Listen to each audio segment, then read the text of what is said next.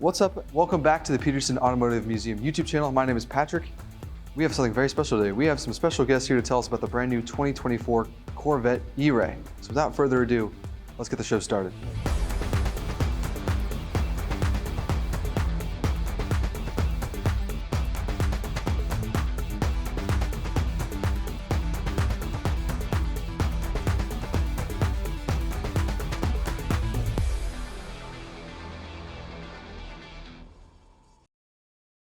Hi everyone, my name is Aaron Link. I'm the Global Vehicle Performance Manager for the Chevrolet Corvette. And today we are here with the E-Ray in the Petersen Automotive Museum. There's a lot of different technical features I'd like to walk you through. In the center of the car, where the tunnel lives, is where our battery pack lives. 80 different cells laid horizontally and stacked, and there's 4 sets of 20 that make up the battery pack. At the front side of that, there are various power electronics modules that control everything and put the power from the battery to the front axle. The front axle is bespoke to this car. Brand new, fits just this car.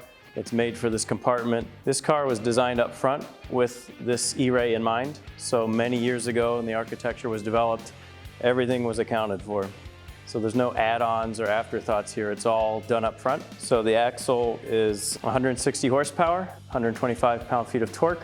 The axle ratio is 8.16 to 1, so it's a pretty shallow axle, kind of a short gearing to let the motor do its thing right off the bat and apply the instant torque that electric motors are known for. It's got 3 cooling circuits that are added as part of this. This one cools the power electronics. Down underneath here is an oil-to-air cooler that cools the drive unit fluid. So picture a differential where there's gears spinning against each other, generating heat. We need oil to cool that. So in the back, we have the battery cooling loop that uses the air conditioner, and it's a chiller that cools the coolant that then goes through the battery cells to keep them happy and cool. Still up front here, this is our brand new all-season tire, Michelin Pilot all-season tire, 275 20-inch front tire and 345 21-inch rear tire. So we believe they're the largest all-season tires ever made. They're the same size as the Z06. So it kind of speaks to the nature of this car, that it's an all-season car. First time really we've had a Corvette that can conquer whatever weather you throw at it. We actually try to find inclement weather to development this car. So we go up to the Colorado grades, find as bad a weather as we can to make sure it does what an all-wheel drive car should do, and it does very much do that. The suspension's a little different. In order to fit the drive axle through, we've had to make a yoke that raises up the damper, so it's all raised up in car. This cap is unique to the E-Ray as well as this tower brace. One thing we're really proud of, and a lot of people I think were skeptical or were assuming we would lose any type of front storage. There's other competitors in the market that have front axle systems that lose that. But we're really proud that we retain the frunk, and it only loses a small smidgen of storage capacity. The corners are somewhat more rounded to clear some of the plumbing in here compared to the rear-wheel drive cars that are more squared off. But again, luggage will fit, it's very functional, and we retain every good practicality that Corvette's been known for. The brakes are carbon ceramic brakes standard on this car, and so they are the same as the Z06. We call them the J57 brakes. So Brembo carbon ceramic brakes, 398 millimeters in the front, 390 in the rear. And so they're massive and fill out the wheels. Speaking of the wheels, these are unique to E-Ray and brand new for us. There's 4 finishes on this 5-spoke wheel. It's gorgeous. Fits the car really well. And this is the satin nickel finish. Structurally, this car is the same as every other C8. That's kind of the beauty of this architecture, is everything, the expensive, high investment pieces are all common. And so it allows us to have a really friendly and approachable price for this vehicle, along with every other Corvette we make. And this will look very familiar to those of you that know the Stingray. It's very similar to the Stingray. The LT2 engine is the same. That couples with the front all-wheel drive system to give this car large bump in power to 655 horsepower. So 495 from here, 160 from there, combined to give the quickest Corvette in history, 0 to 60 in 2.5 seconds. And again, similar to the front, we're really proud that all of the trunk is retained. You probably can't tell, but there's really a trunk that goes back here, and it's no different than the Stingray, the Z06. So the removable roof still goes in. You can still fit golf bags, anything that you're used to. The transmission is the same as the Stingray in terms of gear ratios. It does add an auxiliary pump for the stealth mode operation. So when the transmission needs to have fluid spinning under pressure, it has a pump that doesn't have to be spinning with the transmission spinning. The stealth mode operation is something we've gotten a lot of questions on, and maybe something that needs explanation here. So at a startup, you can select with the mode selector stealth mode instead of normal mode, and that will put the car into silent propulsion, electrical only propulsion, which is a pretty wild feeling in this car. And so when you do that, you can go up to 45 miles per hour in electric only, and you can go up to about 30% of the full travel of the accelerator pedal, and it'll maintain electric, or up to 0.15 Gs of longitudinal acceleration. So if you demand more than that from the accelerator pedal, the engine will fire up, kick on, and then seamlessly give you as much torque as you asked for. So it's this very elegant integrated system we're really proud of.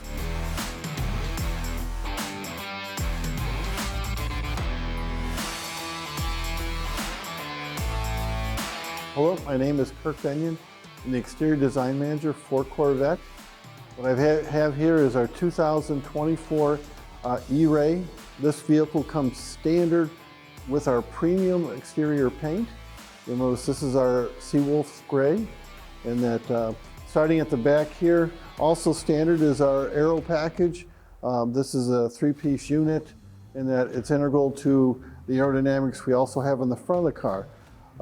Part of what we're showing too is this car does come with exposed carbon fiber rocker, front splitter. Now the front splitter is a 3-piece unit, and that this is so that it can be easily repaired. And that also new to this car that becomes standard is the large ceramic brakes.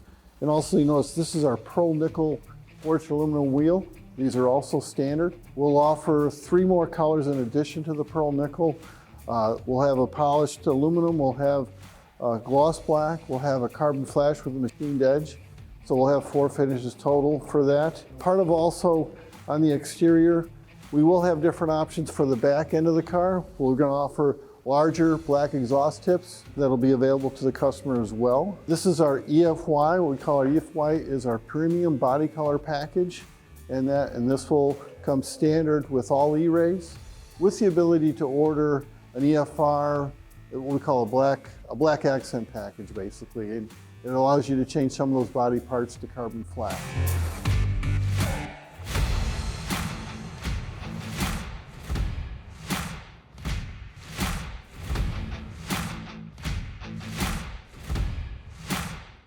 For the development of the E-Ray, we wanted to build on some solid elements, and I would tell you, the wide body stance, the large wheels, the fact that it's 3.5 inches wider in the back, 2.5 in the front. Those are compelling proportions for us.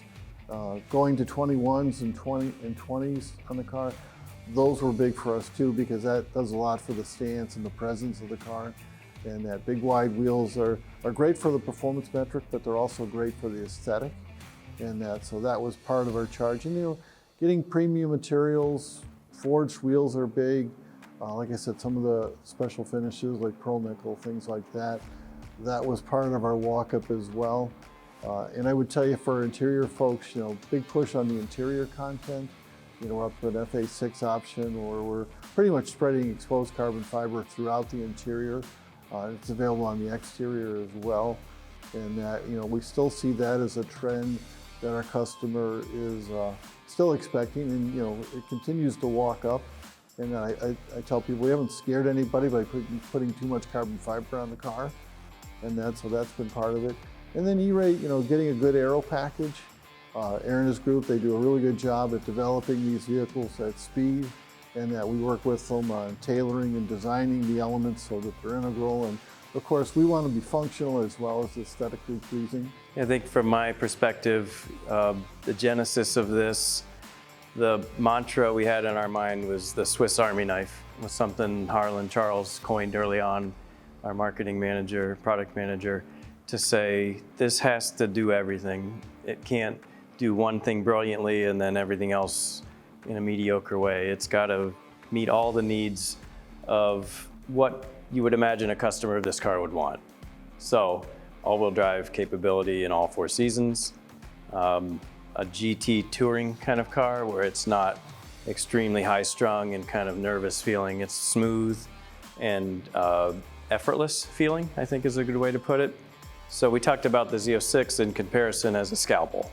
If we're going to use these knives as our mindset. That one is precise, kind of cuts quickly and sharp. This is the Swiss Army knife of multiple tools, arrows in the quiver, kind of a thing like that. So that was kind of the idea initially. And so the all-season tire is a good example, right? Where it's a 1G max lat capable tire, which we think is a record for an all-season tire. Typically, they just don't have what's available to do that, or in the rubber compound or the tread blocks kind of squirm around.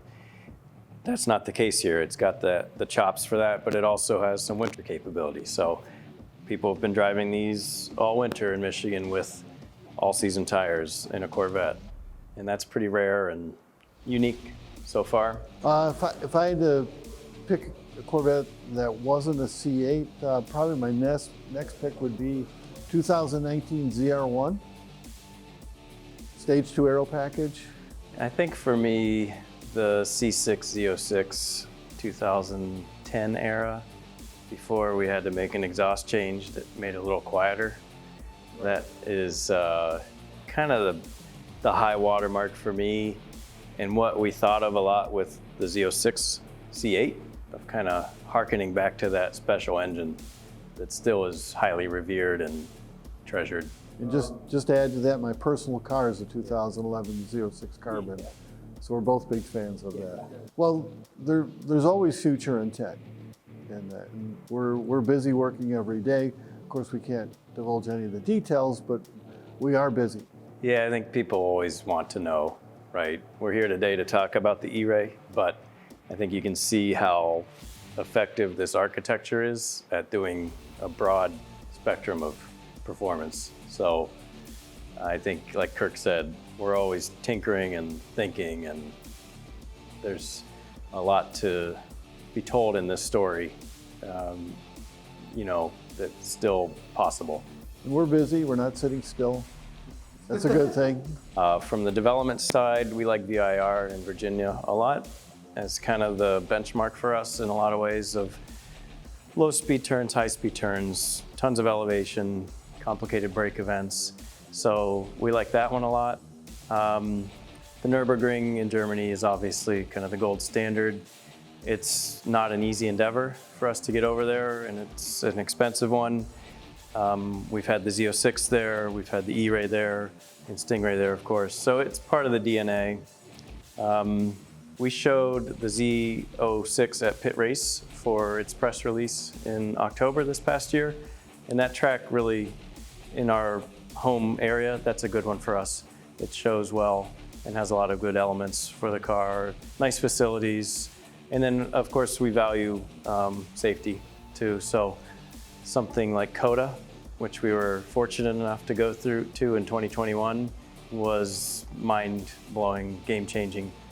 Just because everything's paved, so you can't really find grass to go off on. It's very safe and, at an F1 level of capability. So that one was a really good one for Z06. So I would tell you my favorite tracks would be the Motorsport Park in Kentucky at NCM. It's a fairly new track, 3.2 miles, a lot of elevation change, and that good fun course. And of course we get to interact with a lot of the customers there and drive against the competition as well. And that course is fun. And I'd say my second favorite is Autobahn in Joliet, Illinois. That's a split course as well, over 3.2 miles. And here again, good fun course to take on some of the different clubs from that region. Well, we do have the Zora Easter egg on the windshield, and then we have the Team Corvette is on the opposite side of the windshield as well. That's integral right to the printing, the blackout printing of the glass.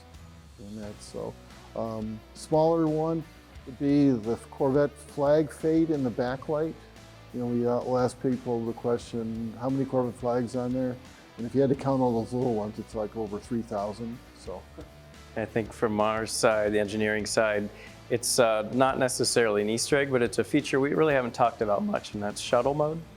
So shuttle mode is not street legal, not sanctioned for that, but it's a way to maneuver your car in a garage from a showroom in your car collection if you have one. And it's 15 mile an hour max speed, and it's purely the front axle electric. So if you don't want to start your engine, for carbon monoxide, carbon dioxide in your garage, or you don't want to turn the oil over or warm it up just for a minute. Typically that's not good. You want to warm it up for quite a while or drive it more than anything. That's a way to shuttle the car around. And it's not really a mode of the car. It's just a way to use the electric axle in a different way than we've ever used. And then I think the final word I'd say is the traditionalists of the small block and the love we've had for that for so long, we honor that and then add performance to it via a way to look into the future. So it's not just adding a drive shaft up the middle and making the front wheels go. It's electrifying that end of the car, coupling with the small block traditional end, and it's a really brilliant result. We're anxious for people to start driving them and finding out how good they are.